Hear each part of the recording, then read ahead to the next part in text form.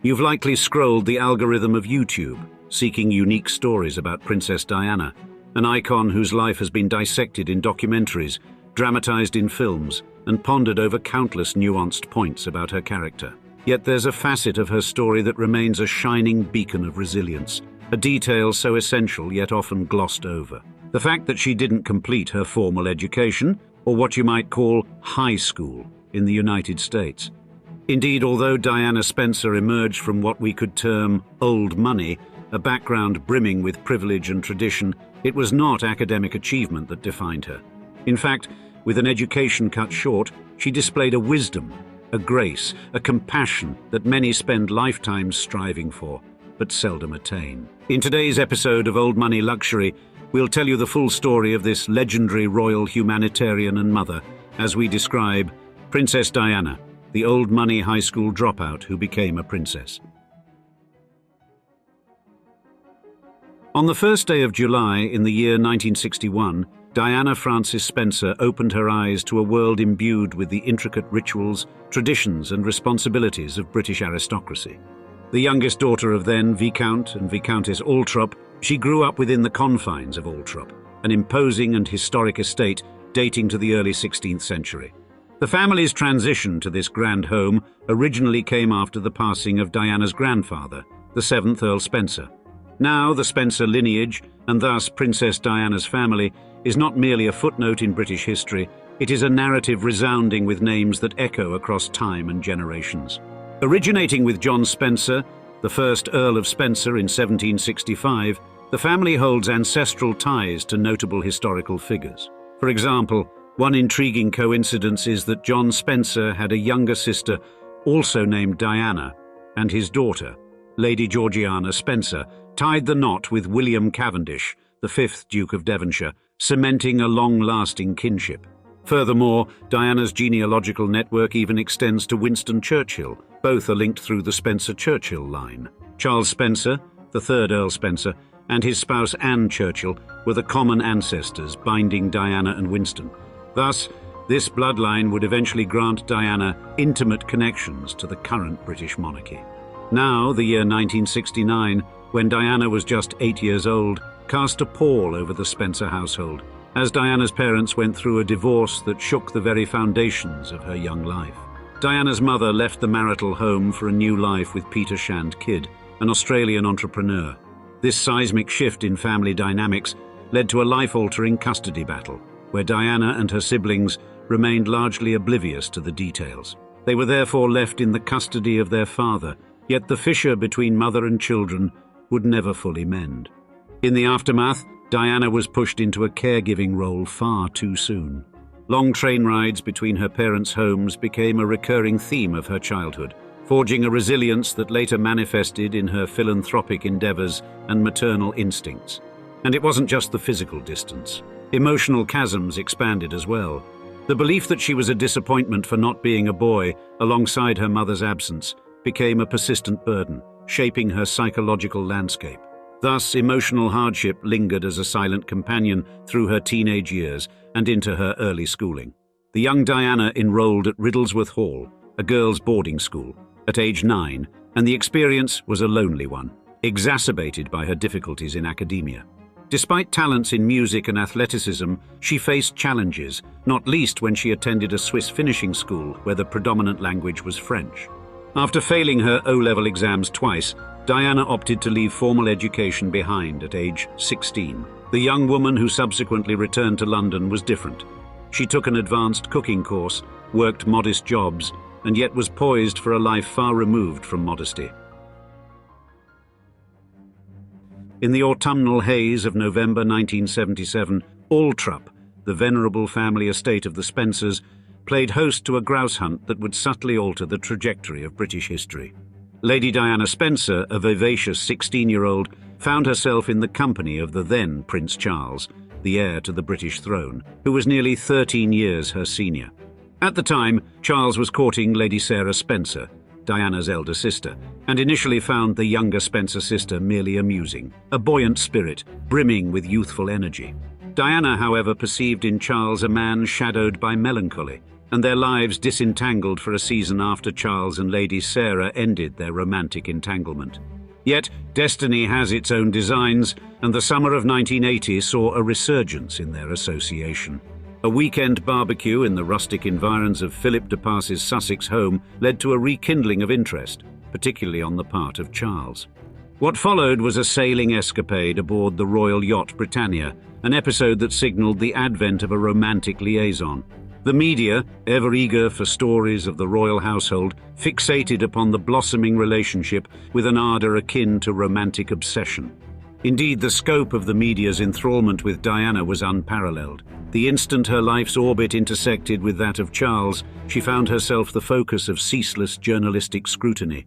Diana's own background, replete with aristocratic lineage, coupled with her striking visage and a purity deemed imperative for a future queen, only fueled the press's infatuation. Editors dispatched legions of photographers in her pursuit, and publications probed even the most intimate facets of her existence. An assurance of her purity was even corroborated by her own uncle in a public interview, a remarkable reflection of the media's omnipresence. Shortly thereafter, a palpable ripple of exhilaration coursed through the world on the 24th of February 1981, as the long-speculated engagement of Prince Charles and Lady Diana Spencer was officially announced. The populace reacted with unreserved gaiety, reveling in the prospect of a royal union, and the media orchestrated a symphonic tribute of headlines and features. However, a disquieting note was struck during their formal engagement interview, when Charles uttered a phrase that would come to haunt their marriage: "Whatever in love means." As the pageantry unfolded on the 29th of July, 1981, the entire globe found itself spellbound. St. Paul's Cathedral in London served as the august backdrop to a ceremony punctuated by the rites and rituals befitting a royal nuptial, and the who's who of royalty and governance congregated under its hallowed dome. The United Kingdom proclaimed a national recess, and the streets of London burst into a kaleidoscope of Union Jacks and showers of confetti. An unprecedented 750 million people beheld the spectacle through the lens of television cameras. And Diana's procession through the historic streets of London was an odyssey in itself. Her voluminous gown, a marvel of sartorial craftsmanship, filled the royal glass coach as she was transported toward her future. As she descended from the carriage and her grand train unfurled in the cathedral's nave, a collective gasp filled the air. Now, Charles, in the uniform of the Royal Navy, embodied the very definition of a royal figurehead, standing tall and dignified. His bride, resplendent in ivory silk, mirrored his grandeur, yet in her own distinct aura of grace. Following their vows, the newlyweds offered a public display of affection on Buckingham Palace's balcony, a long-standing royal custom. Still, under the grandiloquence and magnificence, disquieting signs hinted at an imperfect union. As the world celebrated what seemed to be a storybook wedding, the couple themselves grappled with the weighty expectations and intense scrutiny that accompanied their public roles. Their marriage, which ultimately dissolved after a span of 15 years, did not align with the storybook imagery presented to the world. Yet the spectacle of their wedding remains indelibly impressed upon collective memory, a vivid tableau of what was and what might have been.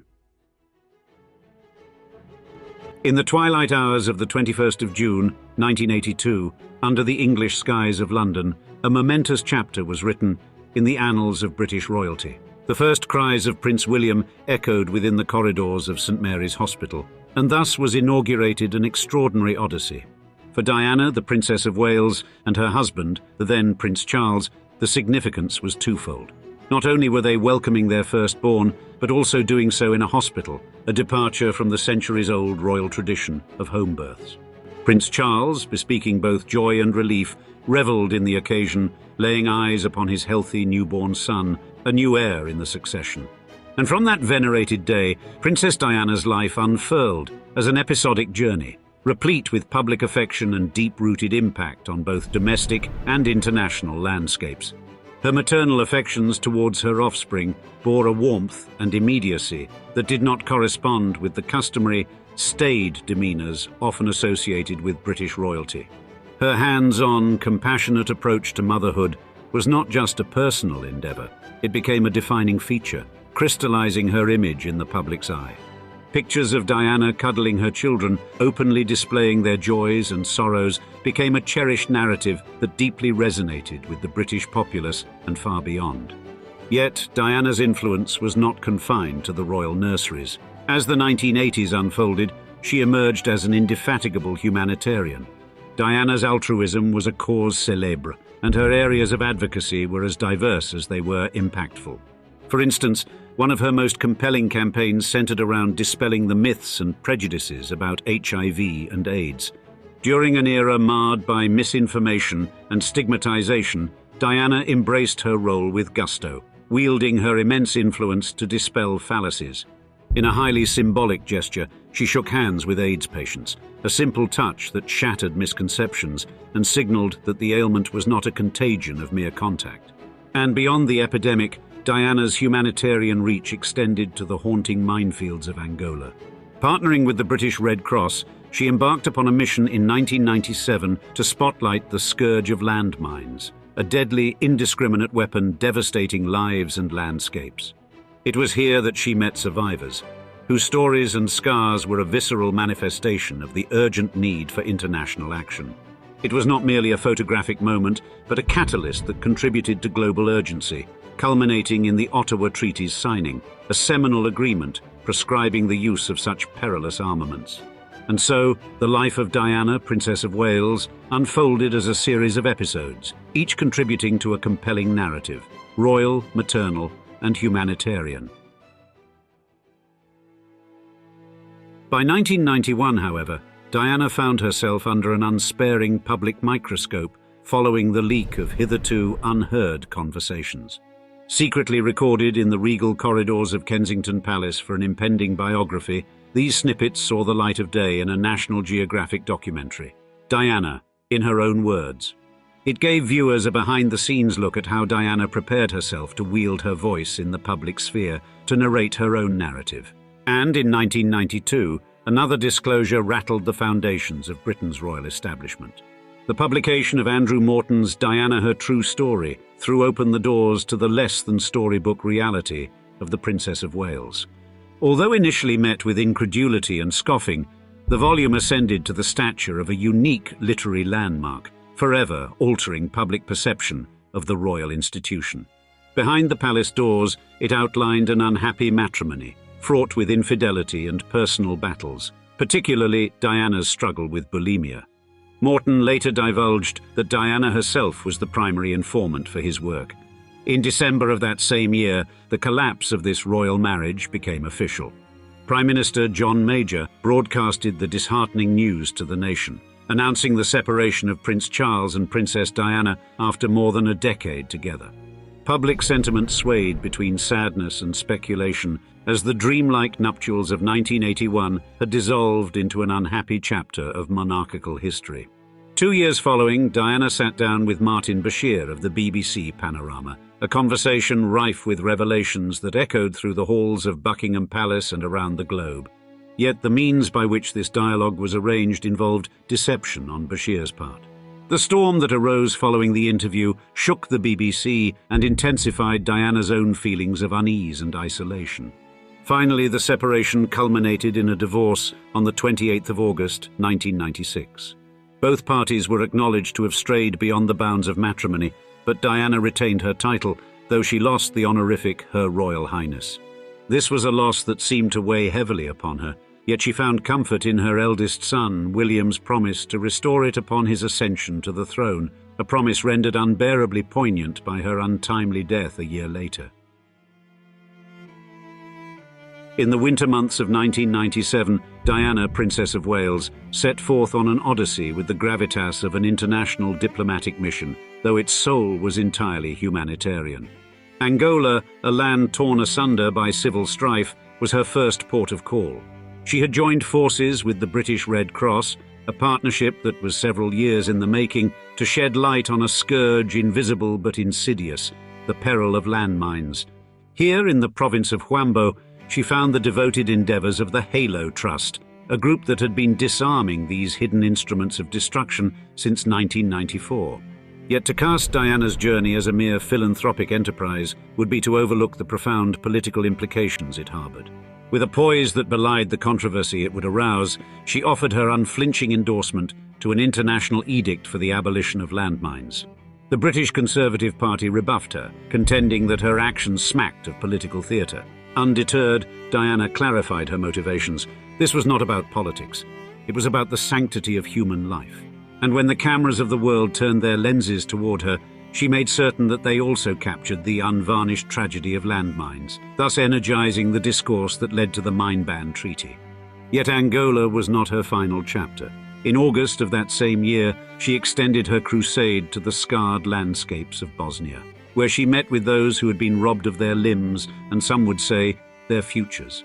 The ink had scarcely dried on the international newspapers heralding her demise when, in December, the world's nations ratified the Mine Ban Treaty. The summer of 1997 heralded Diana's 36th birthday.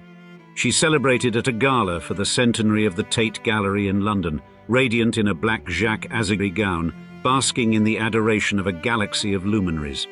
Prince Harry, though ensconced in his school, orchestrated a serenade for his mother via telephone, filling her ears with the youthful harmonies of Happy Birthday. As autumn neared, Diana's calendar remained an itinerary of empathy and grace.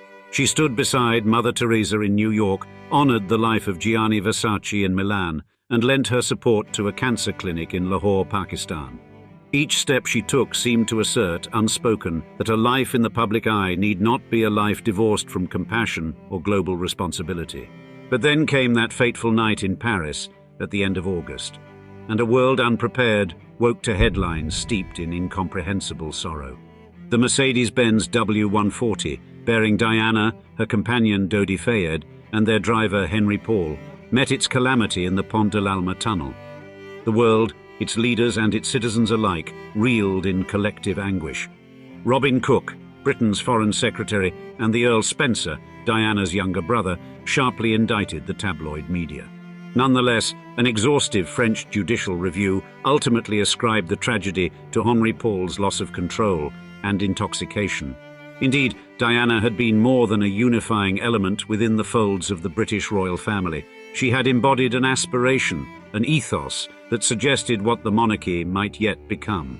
Prince William and Prince Harry remained staunch custodians of the humanitarian legacy she bequeathed, and it is evident in the engagement rings they bestowed upon their brides, crafted from Diana's own jewellery, and it is also manifest in their ongoing charitable work. Thus, Diana's indelible influence ensures that she remains, even in absence, the ever-compassionate people's princess. And now we'd like to see you in the comments. Which individual royal family member or specific famous British aristocrat would you like us to cover next? We can't wait to hear your thoughts. And if you liked this piece, be sure to check out our deep dive on the entire history of Diana's family from Winston Churchill on by clicking the video on screen. We'll see you there, or in the community below. Thank you for your time, and we'll see you on the next episode of Old Money Luxury.